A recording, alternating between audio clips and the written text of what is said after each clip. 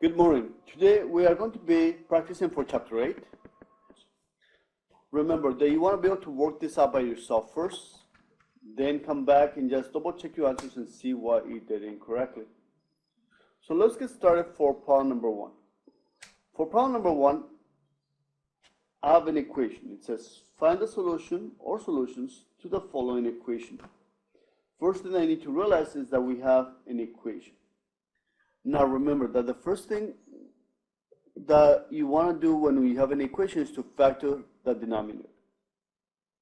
Every time you have an equation, you want to see if you can factor the denominator. So I noticed I can factor the 4x plus 20. I can factorize 4. So let's rewrite it. We have a negative 5 over, I'm going to factorize 4. And what do I have left? I have a x plus 5 equals. I have a negative 2 over x plus 5. I can't factor anything from here. And the 4, we're just going to leave it as 4.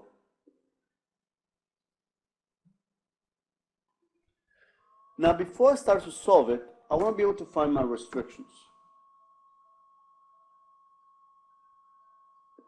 Remember that your restrictions will tell you for which values of x will make the denominator 0. Because we cannot have a 0 on the denominator because that will make it undefined. I'm looking for the denominators that have an x. So in here on the first one we have a x plus 5. I'm looking for the factors. I'm not going to place that 4 equal to 0 because it does not have an x. But x plus 5, I know that x plus 5 cannot be 0. Move the 5 to the right, becomes a negative 5. So x cannot be equal to negative 5. If x is equal to negative 5, this will become 0. And that will give you, and if you type in on your calculator, negative 5 divided by 0 will give you an error. Or what we call in math, undefined. Now, on the next denominator, I have a x plus 5. And we already took care of it here. X cannot be equal to negative 5. That will make the denominator 0. And on the last one, we don't have x, so we don't have to worry about this denominator. It will never be 0. Next thing that I need to do, I need to be able to find the LCD. Remember, whenever we have an equation, we want to be able to cancel the denominators. So we want to be able to get rid of the denominators. One way of doing this is by being able to multiply by the LCD. Let's see, I want to cancel this 4, so my LCD will have to have a 4. I want to cancel this x plus 5. So my LCD will have to have an x plus 5. I want to cancel this x plus 5, and that will cancel with this x plus 5. I want to cancel this denominator, which is a 4. That will cancel with the 4. Therefore, my LCD will be 4x plus 5. I'm going to multiply each fraction by 4x plus 5. I'm not going to multiply the numerator. 4x plus 5. And 4x plus 5. On the first one, they both cancel. The 4 cancels and the x plus 5 cancels. Therefore, I just have a negative 5. On the next one, the x plus 5 cancels. Therefore, I have a 4 times negative 2 will give me negative 8. Don't forget your equal sign. On the next one, only the 4 cancels. So I just have my x plus 3 multiplied by the x plus 5. Notice how I place that x plus 3 in parentheses because you're going to have to multiply them both. We are going to FOIL this out, multiply it out using the distributive property twice. So I have the negative 5 is equal to negative 8 plus x times x gives me x squared plus 5x. 3 times x gives me 3x. 3 times 5 gives me positive 15. Now I'm going to combine like terms. I'm going to combine the 5x and the 3x. I'm also going to combine the negative 8 and the positive 15. I have negative 5 is equal to x squared. That gives me positive 8x. Negative 8 plus 15 gives me positive 7. Now that I simplified the right hand side, I notice I have a quadratic equation. Whenever you have a quadratic equation, you want to make it equal to 0. I'm going to bring my -5 to the right because it's +5. I have a 0 is equal to x squared plus 8x plus 12. Now you want to factor this out. If you can't factor, you can complete the square because there's no coefficient and there's an even number here. Or you can use the quadratic formula. But let's see if we can factor this out first. Double parenthesis, factors of x squared will be x and x, factors of 12. I need to end up with an 8, so I'm going to use 6 and 2, and they both will be positive. Now, because it's equal to 0 and they're multiplying, I know that one or both have to be equal to 0. So whenever they multiply, there is going to give you 0.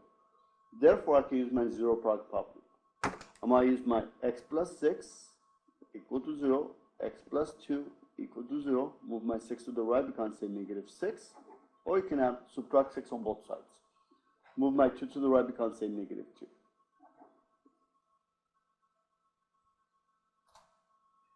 Now, does it conflict with my restrictions? X cannot be equal to -5.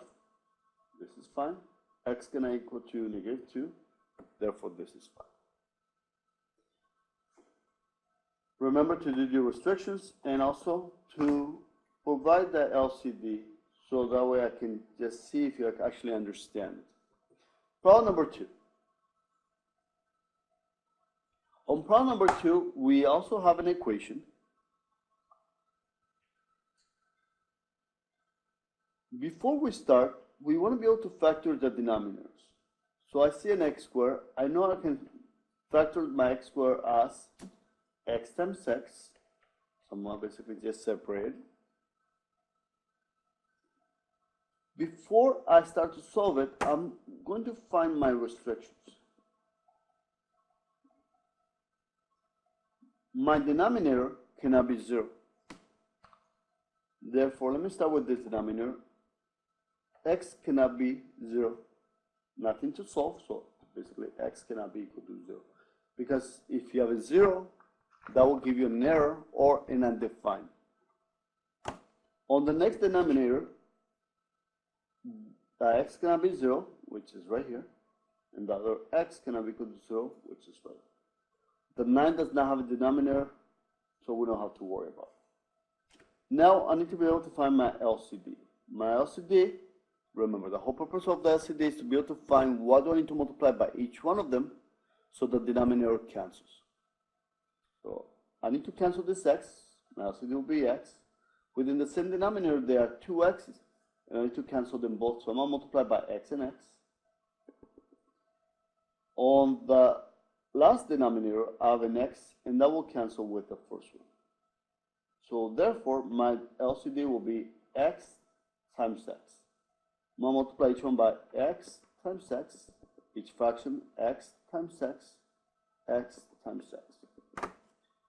Therefore, on the first denominator, on the first one, there's no denominator, so I just have a 9x squared plus the next fraction. The x's cancel; they both cancel, so I just have a plus 6.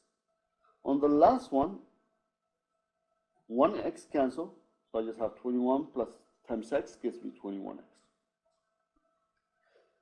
Nothing to simplify. I want to be able to make it equal to 0, so I can factor it and then use my 0 product property. Or I can use a quadratic formula. I'm going to move my 21 to the left, becomes a negative 9x squared minus 21x plus 6 equal to 0. Now, I'm going to try to factor it. If I can't factor it, then I'm going to have to use a quadratic formula. First, you want to take out the common term, or common factor. One number divides 9, 21, and 6. I'm going to factor a 3. What's left? What do I need to multiply 3? To get 9x squared will be 3x squared, then minus 7x, then plus 2. Now I can factor this out. I'm going to have 3x, and next factors of 21 are 3 and 7. I need to end up with a 9. So I'm up with a 7. See, factors of 2 are 2 and 1. So let's see, I'm going to place my 2 in here because that gives me 6 and my 1 here, and they both should be negative because that gives me negative 6 and negative 1 will give me negative 7. From here, I'm going to use my 0 product property because it's equal to 0, and I'm going to bring my 3 down as well. I'm going to make each one equal to 0. 3 equal to 0? No. So that doesn't help. I'm going to place my 3x minus 1 equal to 0, x minus 2 equals 0. Let me solve over here. The first one is 3x minus 1 equal to 0. Move my 1 to the right becomes a positive. Divide by 3, x is equal to 1/3. My second one, I have x minus 2 equal to 0. Move my 2 to the right becomes a positive 2. Now, does it conflict with any of my restriction? No. So they both are fine. One of the key things right here is to make sure that you have your x squared should always be positive. And always take out the common factor. And that will make your factoring much, much easier. Problem number 3. On problem number 3, we have a multiplication. So we just want to be able to factor, factor, factor, factor, and cancel the common factors. Let's go and start with the first one. I'm going to factor this out. First, take out the common factor. One number divides 12 and 8, 4. Do they both have an x? Yes. And because this is a negative 12, I want to take out a negative number. What do I need to multiply negative 4x to get negative 12x squared? It will be 3x. Negative 4x squared multiplied by what gives me negative 8 will be minus 2. Over. We have a nothing to factor from here. Is there a number that divides 5 and 4? No. Therefore, it stays the same. Now, let's continue with this trinomial. First, you want to take out the common factor. Is there a number that divides 1, 4, and 12? No. Do they all have an x? No. Therefore, we can just use that double parenthesis. Factors of x squared will be x and x. Factors of 12 will be 6 and 2, or 3 and 4. Minus 6 and 2. I'm going to make that a negative, that positive. That's 2 minus 6 gives me negative 4. Factor the denominator. Factors of 3x squared will be 3x and x. Factors of 4 will be 4 and 1, or 2 and 2. I need to end up with a positive 8, so it will be 2 and 2, and they both should be positive. That gives me positive 6 plus 2 is positive 8. Now from here I can cancel the common factors, so I have that x plus 2 cancels.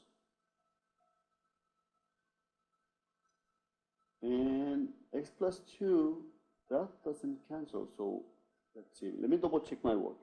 That gives me a negative, and that should be a positive. You guys see it? There. Because I need to end up with a negative 8. Okay, so that cancels as well. I have a negative 4x, and we have a x minus 6 over 5x minus 4. And that'll be your answer.